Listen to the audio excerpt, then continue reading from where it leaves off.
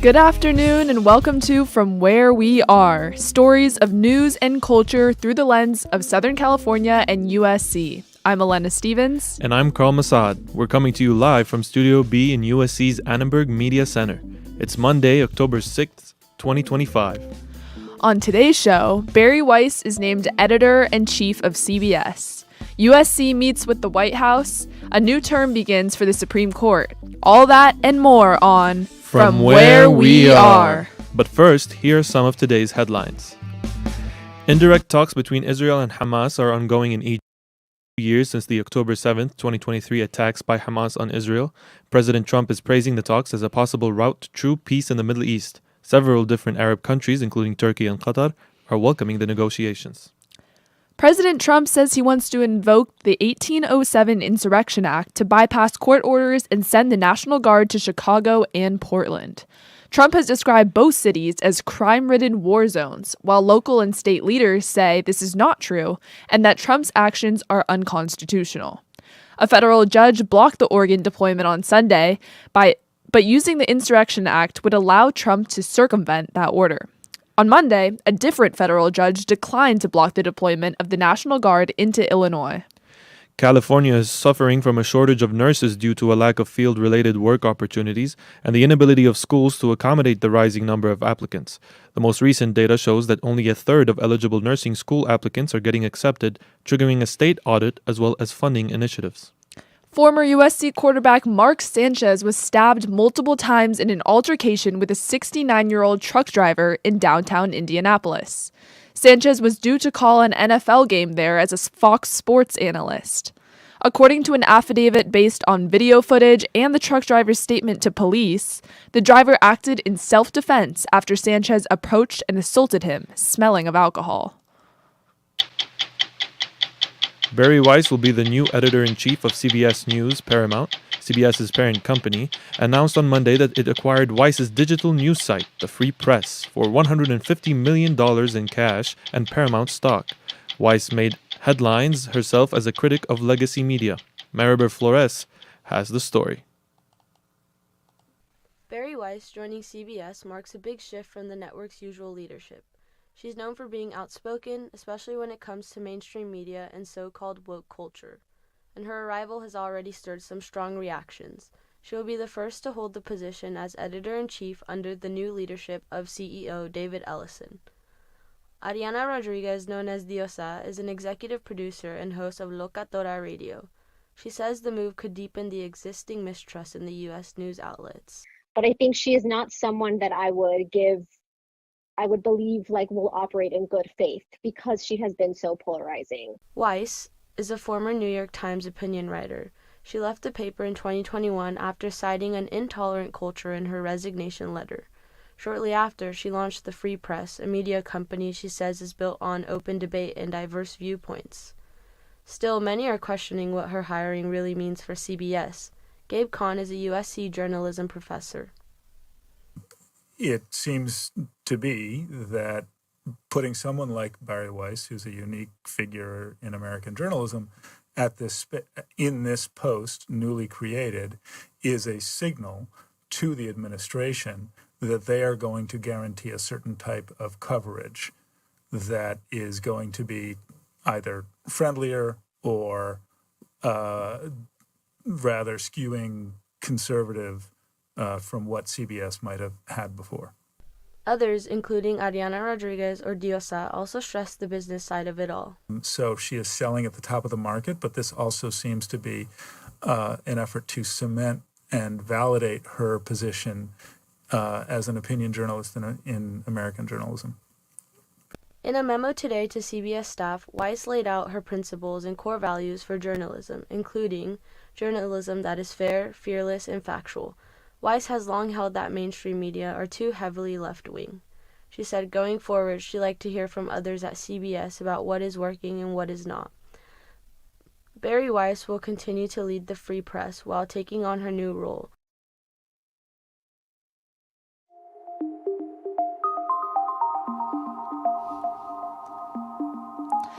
Today, the Supreme Court returned to the bench for a comprehensive agenda that will handle tariffs, LGBTQ rights, and free speech cases.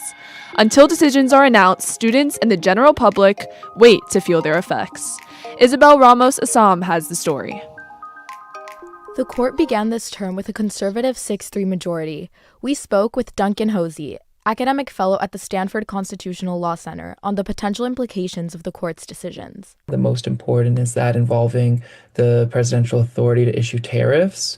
There are 3 LGBTQ rights cases before the court. One involves a First Amendment challenge to Colorado's law banning conversion therapy, and 2 involve transgender athletes. And then there are 3 cases I would say are democracy cases, a challenge to a key part of the Voting Rights Act, and then two cases that involve campaign finance restrictions. Mosey believes the Supreme Court has been shockingly deferential to the Trump administration, with conservative justices almost routinely voting in agreement. He says he expected the conservative majority to rule for Trump quite a bit.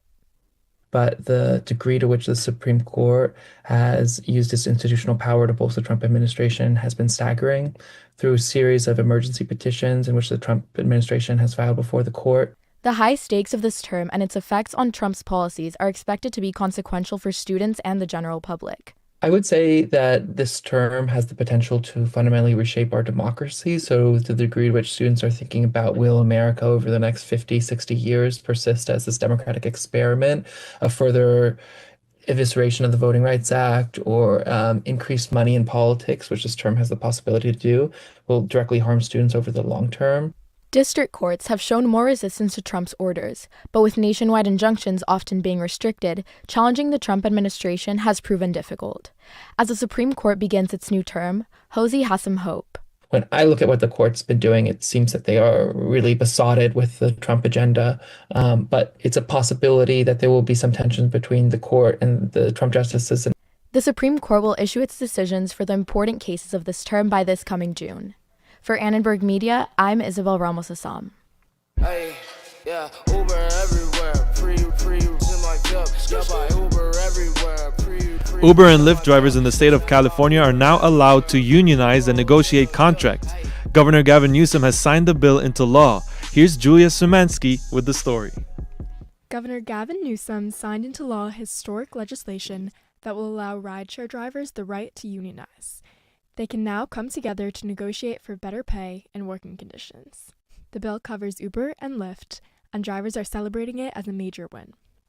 Nicole Moore is a part-time Lyft driver, and she's president of Rideshare Drivers United. She says before the new bill, things were tough.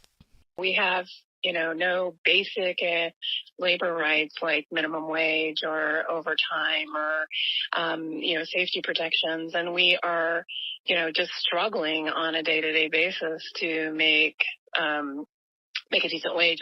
Moore says the new law is a step towards fairness in the industry, and she looks forward to the strong voice a union could provide rideshare drivers. We want to make sure that, drivers have a choice in the organizations that, represent them. And so we want to make sure that, drivers have a vote in that and that, the contract, if we get a union and we have a contract, that it's our voices and our priorities. I mean, right now our priorities are pay, and unfair deactivation is rampant. Rideshare workers are part of what's known as the gig economy. That is a system made up from mostly freelance or short-term contract workers. Los Angeles has the second largest gig economy in the U.S., with roughly 1.5 million workers.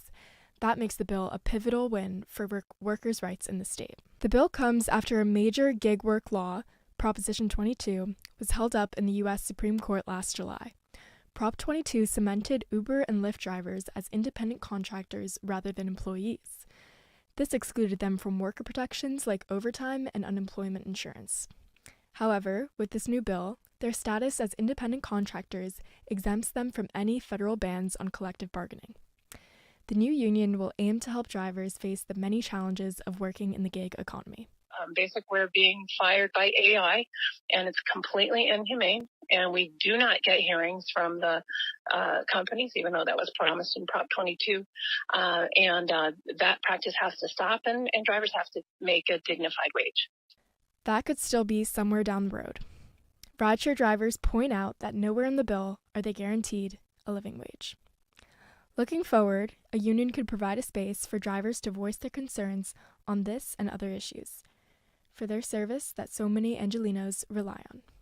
For Annenberg Media, I'm Julia Szymanski.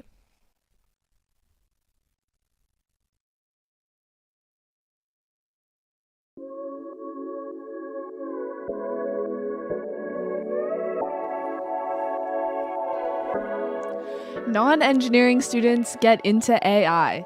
Nicholas Lindsay went to an AI convention and has the story. The world of AI is currently going through a bustling wild west of innovation. Since the United States government deregulated this new era of technology, students are now getting involved to participate in building this ever world of innovation. I'm currently at the AI conference in San Francisco and met Aziza Washington. She is the experiential marketing manager at Google Cloud. I asked her about her journey. My path into tech, I took a lot of courses on Coursera. I used training models to learn more about so what I used was I did research a lot of roles that I was interested in, and I took out these keywords and I put them into tools like Gemini or ChatGPT and asked for an opportunity or asked for a prompt that would tell me what journey or roadmap I would use. Bree Duval is a support engineer at ToberLife.ai working on robotics.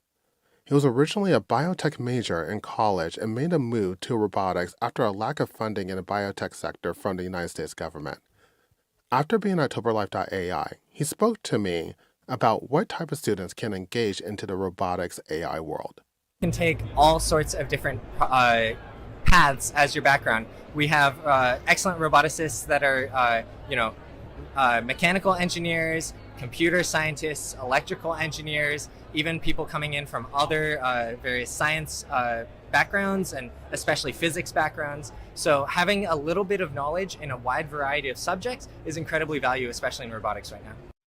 Lastly, I had a conversation with Austin Mejia, head of AI for Google Pixel. He has crafted his own journey while at Princeton and is currently one of the leading professionals in the AI industry for wearables. He also told me how he figured out there was a new space for him to lead AI for the Pixel Watch. I ended up finding this opportunity to come over to the watch, and I had assumed at the time, I really like Pixel. Someone's probably already leading and doing work with AI on watch, so I'll just figure out who that person is and I'll try to work with them as well. Long story short, no one was doing AI on the watch. I quickly realized everyone thought it was someone else.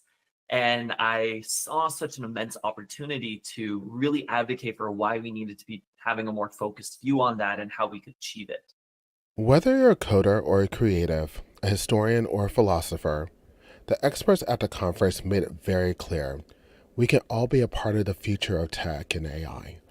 For Annenberg Radio News, this is Nicholas Clemens Lindsay, technology correspondent. And please tune in again to ARN tomorrow, where our featured guest is the nation's first ever second gentleman, Professor Douglas Emhoff with USC's Gold School of Law. In his first interview since last year's election, he spoke with us about his experience in the White House, his wife, former Vice President Kamala Harris, and about surviving last year's brutal presidential campaign. I would get angry and she would really try to talk me down if they were attacking her. Then they started attacking me. Then I was like, what are they attacking me for? I'm just your spouse, but that's what it is. Tune in tomorrow for all this and more on From Where We Are.